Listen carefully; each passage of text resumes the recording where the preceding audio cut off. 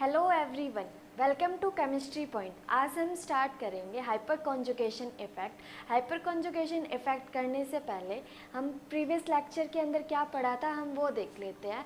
हमने प्लस आई effect minus आई effect किया था, उसके बाद में हमने एप्लीकेशंस ऑफ इंडक्टिव इफ़ेक्ट की थी। अब हम करेंगे हाइपर कॉन्जुगेशन।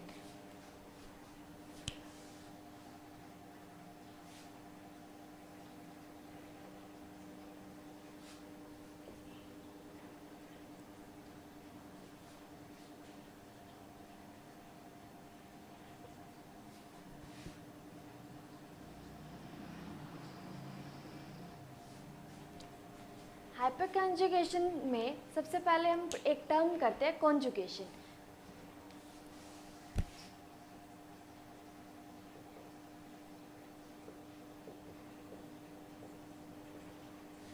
कॉन्जुगेशन यहाँ पे क्या होता है, ये क्या है, लैटिन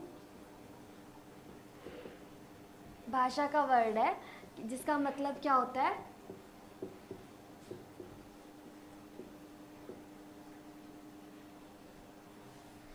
ये क्या है, लैटिन लैंग्वेज का वर्ड है जिसका मतलब होता है लिंक टुगेदर। तो यहाँ पे क्या होता है, इसके अंदर हम जैसे मान लिया कोई कार्बन, ये क्या है, अपनी सिंपल कार्बन चेन है। इस कार्बन चेन के अंदर क्या होगा, सिंगल या डबल या ट्रिपल बॉन्ड होगा। तो इसके अंदर क्या होगा, सिंगल बॉन्ड या फिर डबल बॉन्ड या फिर ट्रिपल बॉन्ड भी हो सकता है। इस टाइप से लिंक्ड होगा तो उसको हम क्या बोल देते हैं, कॉन्जुगेशन बोलते हैं। तो कॉन्जुगेशन क्या होता है कि ऐसा सिस्टम जिसके अंदर अल्टरनेट सिंगल बॉन्ड या डबल बॉन्ड या फिर ट्रिपल बॉन्ड हो, उसको हम क्या बोलेंगे, कॉन्जुगेशन बोलेंगे। तो कॉन्जुगेशन के अंदर यहाँ पे अपने कंडीशंस क्या होनी चाहिए कॉन्जुगेशन के लिए,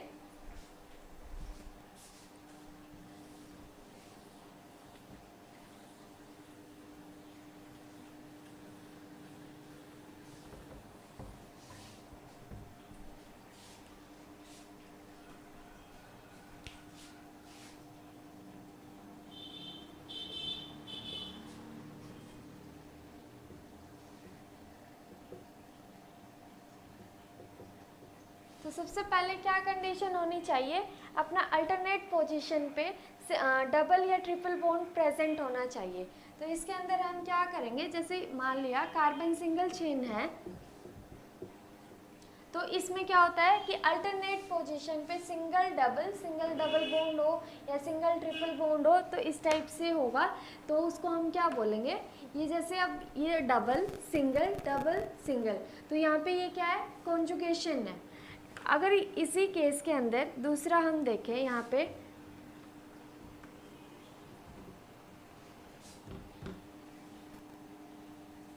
इस टाइप से होगा तो भी हम बोल सकते हैं कि इसके अंदर कॉन्जुगेशन है।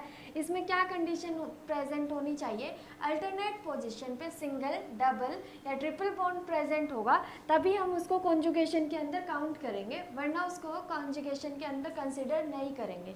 दूसरी कंडीशन क्या होती है कि जो अपना कार्बन होना चाहिए वो sp2 हाइब्रिडाइज्ड होनी चाहिए। तो अब जैसे मैं इसकी हाइब्रिडाइजेशन क्या है, sp2 हाइब्रिडाइजेशन है, इस कार्बन की sp2 हाइब्रिडाइज्ड कार्बन है ये।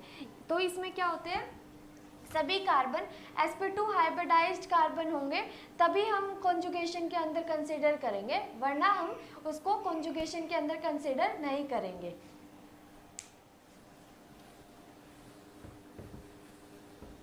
और थर्ड कंडीशन क्या है कि अपने जो p ऑर्बिटल है वो पैरेलल होनी चाहिए एक दूसरे के।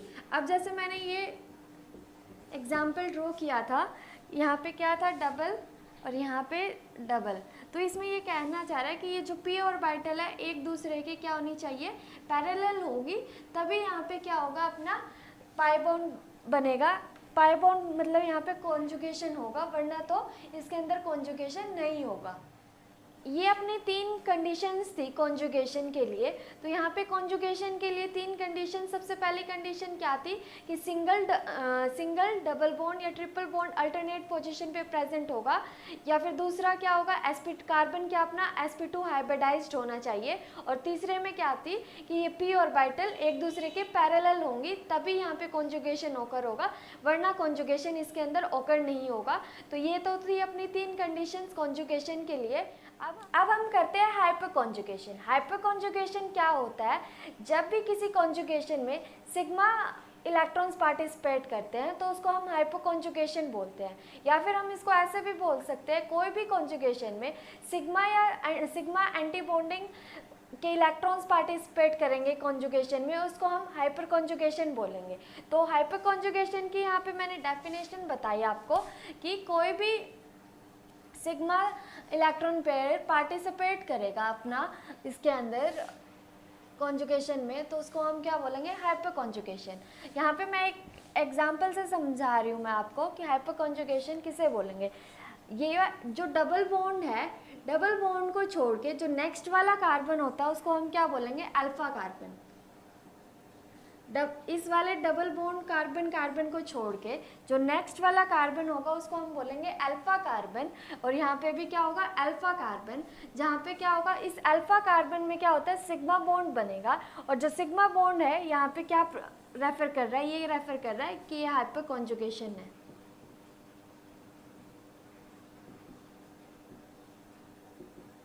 तो इसमें क्या बता रहा है कि सिग्मा इलेक्ट्रॉन, मतलब यहाँ पे इसका इलेक्ट्रॉन बन के क्या बना रहा है, सिग्मा बॉन्ड बना रहा है, और इसमें क्या कर रहा है, ये पार्टिसिपेट कर रहा है कॉन्जुगेशन के अंदर। यहाँ पे डबल बॉन्ड के बाद में सिंगल बॉन्ड है, तो ये किस में पार्टिसिपेट कर रहा है, यहाँ पे अपना कॉन्जुगेशन में पार्टिसिपेट कर रहा है, single double single.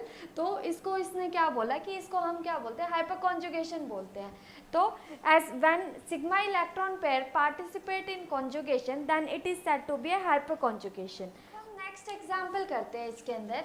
Next example में हमने क्या करना है, इस वाले को क्या करना है, फिक्स कर देना है, और इसके जो नेक्स्ट जितने भी कार्बन होंगे उसको हम क्या लेके चलेंगे, अल्फ़ा। अब जैसे ये जस्ट इसके नेक्स्ट है, तो ये वाला क्या हो गया अपना अल्फ़ा कार्बन, ये वाला क्या हो गया अल्फ़ा कार्बन, ये वाला भी क्या हो गया अल्फ़ा कार्बन, ये वाला भी क्या हो गया अल्फ़ा कार्बन। तो इसमें अल्फ़ा इसको मिला और अल्फ़ा इसको मिला, तो इसमें क्या होता है, सिग्मा बॉन्ड, अगर एक सिग्मा ये है, 2 सिग्मा ये रहा, थर्ड वन ये रहा, फोर्थ वन ये रहा, तो इसके अंदर कितने हैं, 4 हाइपर कॉन्जुगेशन है। तो हम बोल सकते हैं इसमें 4 हाइपर कॉन्जुगेशन है यहाँ पे। अब यहाँ पे हम देखते हैं हाइपर कॉन्जुगेशन स्ट्रक्चर किसके डायरेक्टली प्रोपोर्शनल है, number of hydrogen, alpha hydrogen. तो यहाँ पे अब जैसे मैंने यहाँ पे स्ट्रक्चर ड्रॉ किया था,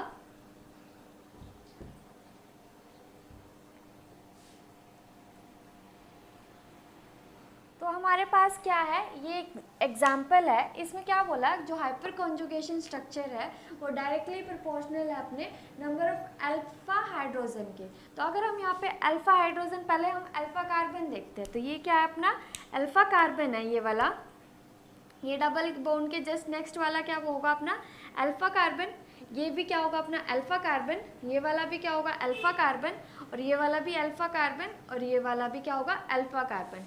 अब हम यहाँ पे देखते हैं, यहाँ पे जैसे यहाँ पे ये वाला कार्बन एक सिग्मा बॉन्ड ये बना रहा है, एक सिग्मा बॉन्ड ये बना रहा है, तो 3 सिग्मा बॉन्ड बना रहा है, 3 सिग्मा बॉन्ड ये बना रहा है, 3 ये बना रहा है, 3 ये बना रहा है, 3 ये बना रहा है। तो क्या हो गया, यहाँ पे अल्फा हाइपर कॉन्जुगेशन देखना है अपने, अल्फा हाइड्रोजन देखते हैं। तो ये यहाँ पे 3, 3, 6, 3, 9, 3, 12, 15, तो ये क्या हो गया अपना 15 अल्फा हाइड्रोजन है। तो इसमें क्या हो गया अपना 15 अल्फा हाइड्रोजन है। तो हाइपर कॉन्जुगेशन स्ट्रक्चर किसके डायरेक्टली प्रोपोर्शनल है, जितने नंबर ऑफ अपना हाइड्रोजन आएगा, अल्फा हाइड्रोजन आएगा, उसके प्रोपोर्शनल होगा, उतना ही ज़्यादा अपना हाइपर कॉन्जुगेशन इफेक्ट होगा। तो ये था अपना हाइपर कॉन्जुगेशन इफेक्ट। यहाँ पे बॉन्डिंग जितनी ज़्यादा होगी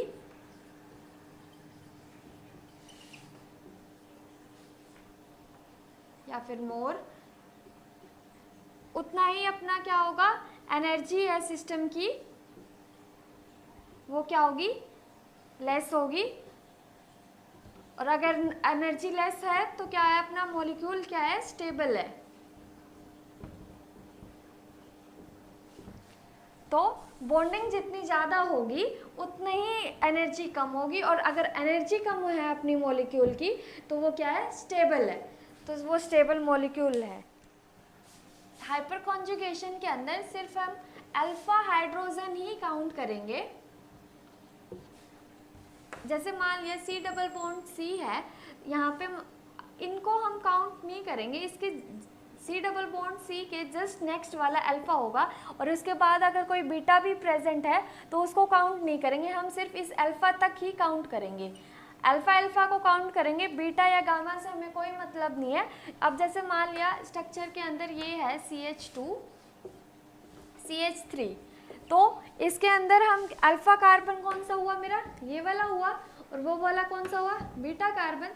तो मुझे इसके हाइड्रोजन काउंट नहीं करने, सिर्फ और सिर्फ इसके हाइड्रोजन काउंट करने हैं। तो इसके हाइड्रोजन काउंट होंगे तो इसमें क्या हो जाएगा, अपने यहाँ पे 2 अल्फा हाइड्रोजन है यहाँ पे, और इसके अंदर देखें यहाँ पे भी 2 अल्फा हाइड्रोजन है, तो कितने हो गए टोटल, 4 अल्फा हाइड्रोजन प्रेजेंट है। तो यहाँ पे हम इस टाइप से काउंट करेंगे, ये बीटा पोजीशन या गामा पोजीशन को हम काउंट नहीं करेंगे। दूसरा ये क्या है, हाइपर कॉन्जुगेशन क्या होता है, डिस्टेंस इंडिपेंडेंट।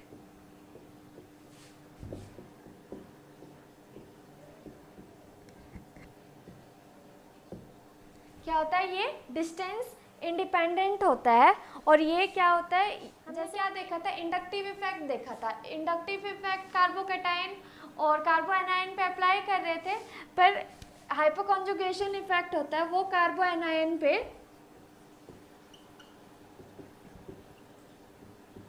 नहीं अप्लाई होता। हाइपर कॉन्जुगेशन यहाँ पे जो यहाँ पे है,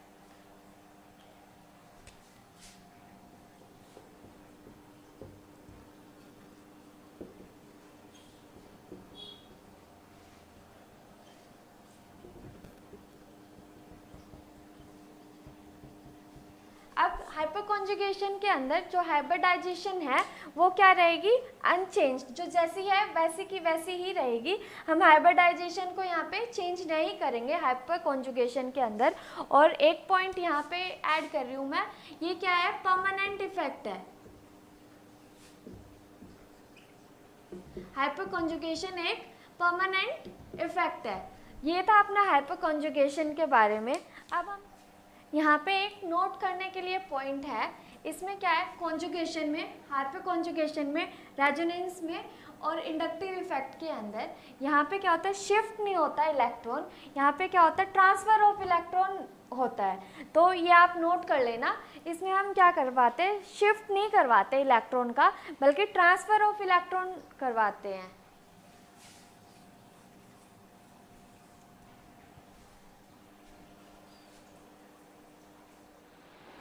हमने हाइपर कॉन्जुगेशन कर लिया है, अब हम करते हैं application of hyper conjugation. Application of hyper conjugation में यहाँ पे क्या होती है, जितनी अपनी क्या होती है, स्टेबिलिटी किसके डायरेक्टली प्रोपोर्शनल है, नंबर ऑफ हाइपर कॉन्जुगेशन। यहाँ पे क्या है, stability is directly proportional to hyper conjugation. जितनी ज़्यादा अपनी स्टेबिलिटी, मतलब ये कहना चाहता है, जितने नंबर ऑफ अपने हाइपर कॉन्जुगेशन ज़्यादा होंगे उतनी ज़्यादा अपनी क्या होगी, स्टेबिलिटी होगी मॉलिक्यूल की। तो यहाँ पे मैंने एक एग्जाम्पल लिखा है, इसके अंदर हम देखेंगे, अगर यहाँ पे मैं देखती हूँ अल्फ़ा हाइड्रोजन या अल्फ़ा कार्बन है, नहीं है, तो ये इसकी स्टेबिलिटी हम इसको अरेंज करेंगे। पर सबसे पहले हम क्या देखते हैं, इसके अंदर अल्फ़ा हाइड्रोजन देखते हैं, अल्फ़ा कार्बन और अल्फ़ा हाइड्रोजन है कि नहीं है वो चेकआउट करते हैं। तो इसके अंदर हम देखते हैं अल्फ़ा कार्बन नहीं है, ना ही अल्फ़ा हाइड्रोजन है। तो यहाँ पे अगर डबल बॉन्ड है, यहाँ पे क्या है, अपना एक अल्फ़ा कार्बन प्रेजेंट है और उस अल्फ़ा कार्बन के 3 अल्फ़ा हाइड्रोजन प्रेजेंट है। तो इसके अंदर हम देखेंगे तो कितने प्रेजेंट है, 3 अल्फ़ा हाइड्रोजन प्रेजेंट है। अगर मैं सेकंड के अंदर चेकआउट करूँ, सेकंड के अंदर यहाँ पे ये क्या मेरा डबल बॉन्ड, इसके जस्ट नेक्स्ट वाला अल्फ़ा, ये नेक्स्ट वाला अल्फ़ा, तो यहाँ पे कितने अल्फ़ा हाइड्रोजन प्रेजेंट है मेरे, 6 अल्फ़ा हाइड्रोजन प्रेजेंट है, इसके अंदर 6 अल्फ़ा हाइड्रोजन प्रेजेंट है। अब नेक्स्ट में देखते हैं हम, ये वाला क्या है अपना अल्फा कार्बन, ये वाला भी अल्फा कार्बन, ये वाला भी मेरा अल्फा कार्बन और ये वाला भी मेरा डबल बॉन्ड से जस्ट नेक्स्ट अल्फा कार्बन, यहाँ पे भी है डबल बॉन्ड से जस्ट नेक्स्ट, यहाँ पे भी अल्फा कार्बन है। तो यहाँ पे अगर हम देखते हैं यहाँ पे कितने अल्फा हाइड्रोजन प्रेजेंट है, 3, 3, 6, 9, 12, कितने 12 अल्फा हाइड्रोजन प्रेजेंट है। अगर इसके अंदर हम चेकआउट करें, इसके अंदर कितने हैं, एक alpha carbon, second alpha carbon and third alpha carbon, तो यहाँ पे कितने हैं 9 अल्फा हाइड्रोजन प्रेजेंट है। अगर हम नंबर यहाँ पे देखते हैं, यहाँ पे नंबर कितना है 12 सबसे ज़्यादा है। यहाँ पे ये क्या है, यहाँ पे 4 मिथाइल ग्रुप एडेड है, तो क्या है ये अपना टेट्रा सब्स्टिट्यूटेड, ये क्या है अपना टेट्रा सब्स्टिट्यूटेड, और ये यहाँ पे कहाँ पे था, ये ट्राई सब्स्टिट्यूटेड है, ये वाला ट्राई सब्स्टिट्यूटेड है, ये क्या है डाई सब्स्टिट्यूटेड, ये मोनो सब्स्टिट्यूटेड, और इसमें कुछ भी नहीं ऐड है। तो इसको हम अरेंज यहाँ पे कह रहा है नंबर ऑफ हाइपर कॉन्जुगेशन जितने ज़्यादा होगी उतनी ज़्यादा अपनी स्टेबिलिटी होगी। अगर यहाँ पे हम देखते हैं डी, यहाँ पे ये वाली डी के कितने हैं 12, और यहाँ पे उसके बाद में कितना है 9, ई के हैं 9,